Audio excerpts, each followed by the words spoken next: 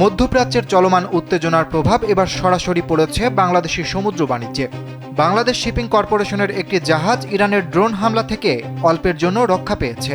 সংযুক্ত আরব আমিরাতের জেবেল আলী বন্দরে জাহাজটির মাত্র ১০০ গজ দূরে ইরানের নিক্ষেপ করা একটি ড্রোন বিস্ফোরিত হয়। বিস্ফোরণের সময় সেখানে নোঙর করা ছিল বাংলাদেশি পতাকাবাহী জাহাজ বাংলার জয়যাত্রা।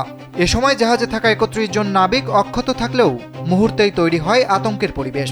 গেল শনিবার হামলার পরপরই নিরাপত্তাজনিত কারণে জাহাজ থেকে পণ্য খালাস কার্যক্রম স্থগিত করা হয়। পরিস্থিতি কিছুটা স্বাভাবিক হলে ২ দিন পর পুনরায় খালাস শুরু হয়। তবে পণ্য খালাস শেষ হলেও জাহাজটি এখনই যুদ্ধসংকুল হরমুজ প্রণালী অতিক্রম করতে পারছে না।